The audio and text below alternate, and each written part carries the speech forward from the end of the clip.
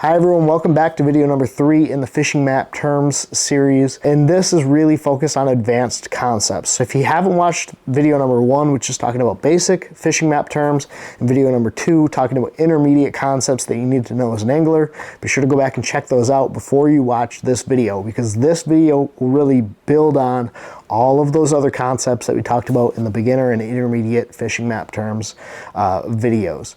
So if you guys enjoy this style of content, give it a thumbs up, hit that subscribe button if you're not already, and share this video out with someone that might need to know some of these fishing map terms, because we're really diving into the advanced concepts here, some concepts that might be lake specific, pattern specific, or maybe just regionally specific to the areas that you're fishing.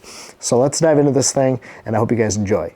So welcome back to the third map terms video, and this one's going to be the most advanced. This is going to build off of all of the other concepts that we've covered in video 1 and 2, which were basic and intermediate terms. This is really going to take it to the next level and give you guys some in-depth terms that maybe are specific to your area, or maybe specific to your body of water, maybe specific to the types of lakes that you're going to be fishing. But this is really going to dive into like really advanced terms and the conversations that guys are having when they're talking about specific fisheries.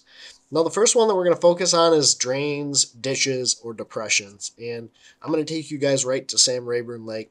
There was just a bass open down there, but Sam Rayburn is really known for drain fishing or ditch fishing.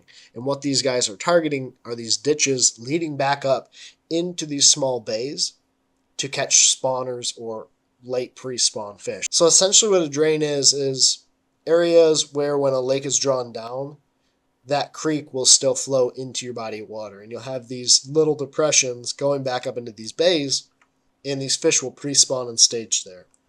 So if you take a look at this little bay here, you have Brush Creek that runs into this bay, and it forms this small drain coming out from this creek. And what these guys are doing is they're going to set up in this area and maybe target the shallow grass, the outside grass line, the inside grass line on these drains, this deep water zone coming out of this small bay. And these fish will use this as like a little highway to stage and push back up into this bay or creek. Now you're also going to have these major creek beds, these major drains coming out of your bays, coming out of your creeks, which can be great travel highways as well. And we're going to talk about that as we move to a different body of water. But when you look at Sam Rayburn, you're talking about these drains with regards to these small creeks, these small ditches pushing back up into these spawning bays. And there are drains like all over this lake. I tried to pick out just a couple. I don't know if this is a good one, but if I were coming to Rayburn and I was looking for fish that were pushing up to spawn, like this submerged creek bed, this drain coming off of the major creek flow would be a good spot to look. So you can almost see it in this map where that water would flow when the lake is drawn down. It's this little depression leading back up into a bay that fish are going to use as their little highway to push back up here and spawn.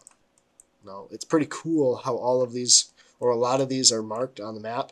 You can also find these on Google Maps, draw the lake down and find where maybe there's some more subtle drains leading back. You can see it here as well. This one's not quite as defined, but you do have a little drain pushing back to the back of this bay or this creek. Here's another one, another drain.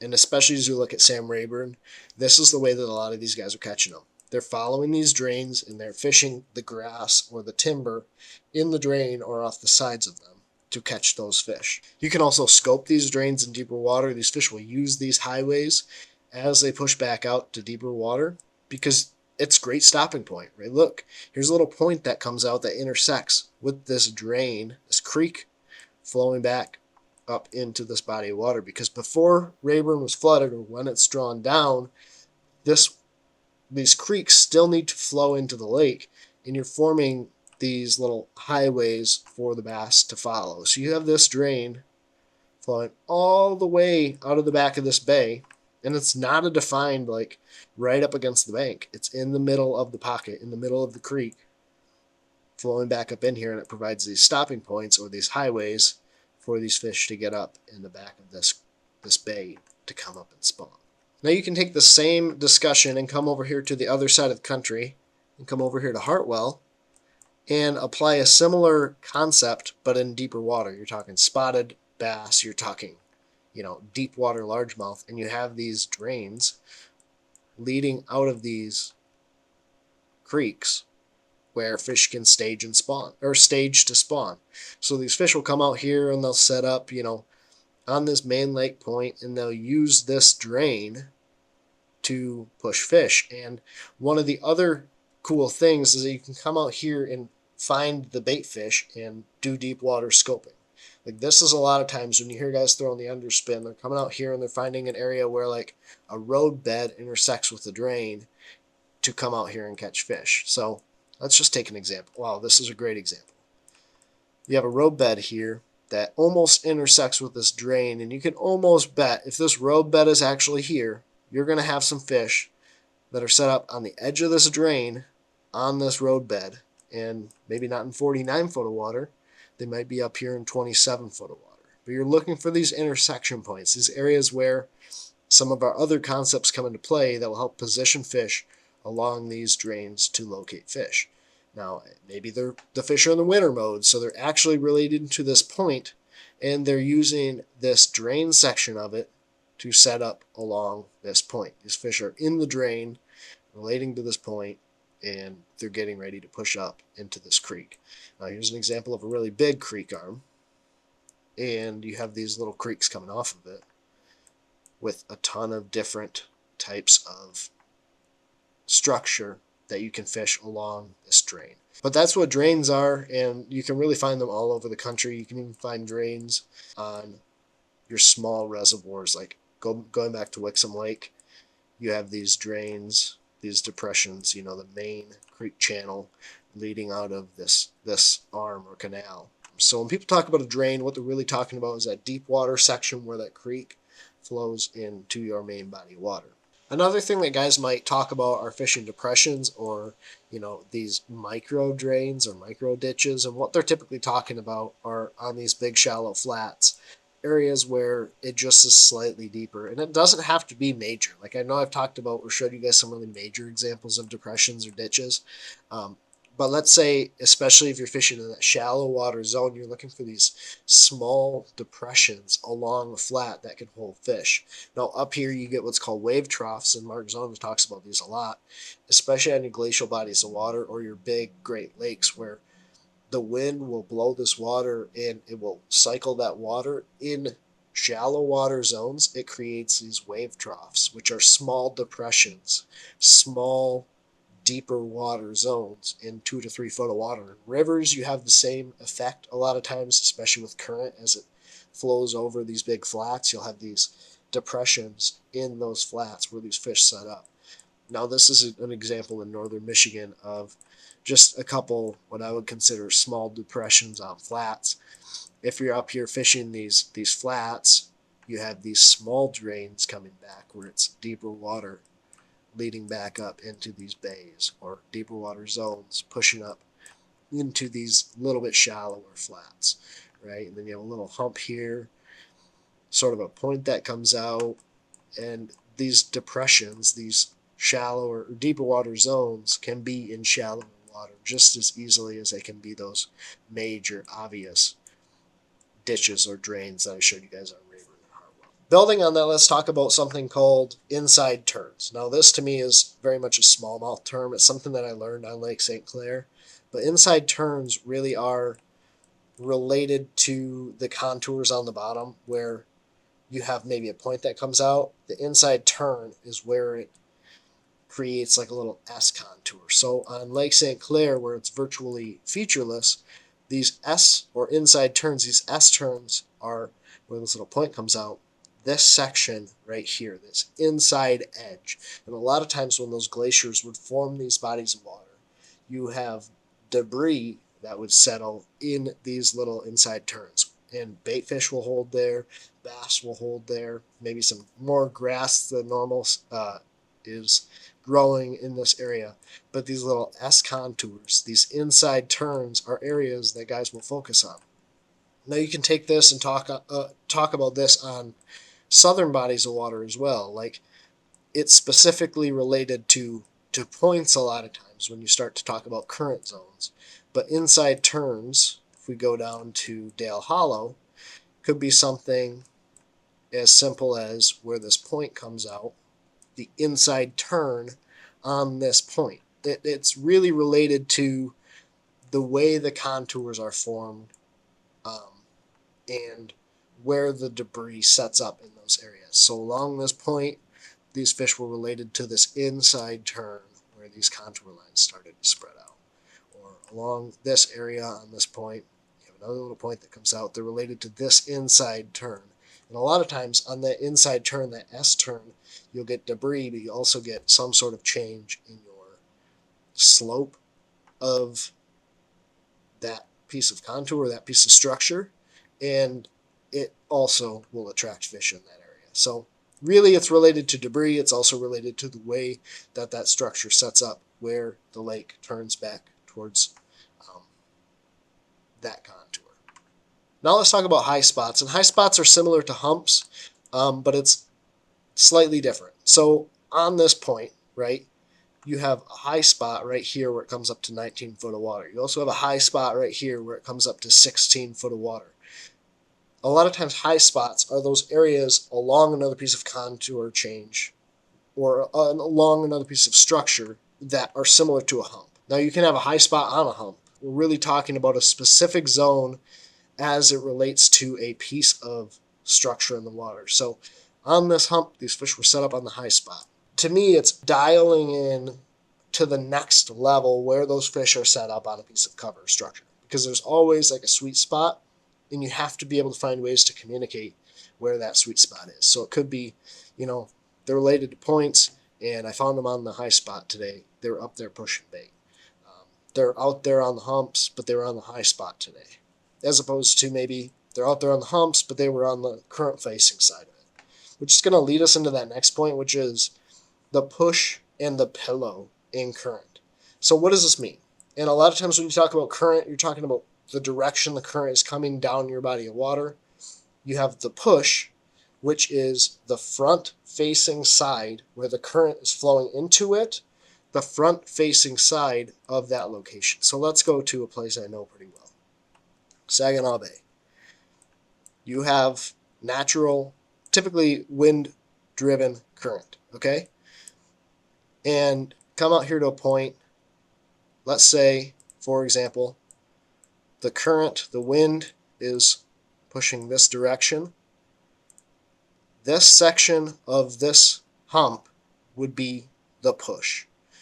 The current is pushing in to this area, so this is the push. Now, conversely, this area here would be the pillow. And the reason it's the pillow is because when that current flows across this hump, you have turbulence that rotates as it comes across on the backside, and it essentially pushes a small area where there's not as much current on the backside of that hump. So you have, in current situations, the push and the pillow. So taking a look at the St. Clair River, you have current that flows this direction, flows downstream. Now if you come in here to this hump, this section here, the front-facing section is your push. That's the direction the current is pushing into it. And then you have multiple areas that would become pillows. They can be along the side, where the current isn't flowing because it's obstructed in some way, or they can be along the back. They can be along the back, they can be along the side. The pillow is really regarding the area that the current is pushing across the hardest, the front side of it, and a lot of times that's where the smallmouth will hang out. They're super aggressive. They'll sit on the push. They'll wait for that bait to come by and they'll come up and ambush it. Or you'll have lazier fish, typically walleye, typically, depends on your body of water, typically walleye, sometimes largemouth on your reservoir fisheries that will set up on the pillow. So push and pillow, the front-facing side, the side the current's pushing into, the pillow is the back-facing side where you get that turbulence coming across, creating like a dead zone in that current for those fish to set up and Now the final one that we're going to talk about is pinch points. And let's just go back to Gunnersville for this. A great example of a pinch point is a bridge. A bridge is like the perfect example of a pinch point. And the reason that a bridge is so effective at positioning fish is because you have an area that these fish have to travel through, this pinch point, this depression, this deeper water zone, to travel back up into these creeks. So these fish will get pinched, caught, bait fish will be pinched, caught here, and bass can ambush them really effectively. So a pinch point, a road bed a road is a great example of a pinch point. You have two areas of deeper water, or two areas of shallower water that create a pinch where these fish have to use that travel lane. I can take you back up to Michigan and I can show you in a couple examples up there as well. But these pinch points are particularly effective when you're targeting fish that are moving. You're targeting fish that are in transition, whether it's in the spring or the fall. These fish have to transition through that pinch point to get back up into an area. Now this is a very subtle pinch point, but you have a point on this side, a point on this side, and in this area of deeper water. These fish can set up in this pinch, and if you're forward facing, it's a great area for you guys to locate fish, because a lot of times it congregates the bait fish out there as well.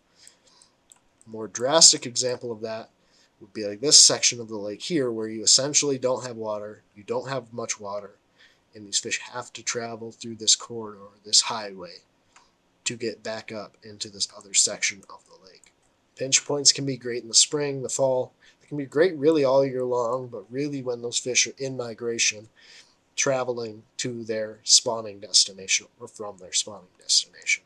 So those really are the most advanced terms, and a lot of these are very, very specific to places that you're fishing, or can be used to dial in a specific bite that you're talking about with your buddies. Now we have inside turns, we have ditches, drains, or depressions, depending on where you're fishing.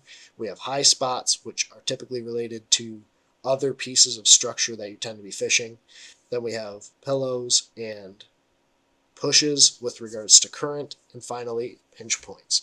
So hopefully with all of these videos, all of these terms, you can go out and have real conversations to dial in exactly what you're doing, or maybe understand some of the discussions with regards to bite patterns that are going on to be a lot more effective. Now, if you guys enjoyed that video, give it a thumbs up, hit the subscribe button down below if you're not already, and share this video out with someone that might need to know some of these advanced fishing map terms. Now, these are really advanced concepts, but I'd be really curious, are there things that I missed in these 3 videos that you want to hear me talk about in future videos? If there are, feel free to let me know down in the comment section down below, because I'd love to dive into some of these more advanced topics, or maybe some intermediate or beginner topics that I hadn't considered in those first 2 videos. If you guys enjoyed this series, be sure to let me know that as well, because this helps me tailor my content to what you guys want to see. But if you guys haven't seen video number 1 or 2, click these videos right here. Beginner video up top, intermediate video down at the bottom. If you're not already subscribed, hit that subscribe button right there. It'll look like my picture. Hit that button, it'll subscribe you to the channel, so you guys will be notified when I post more videos just like this one. Now thank you guys so much for watching. Take care, tight lines. God bless. Pursue your passion.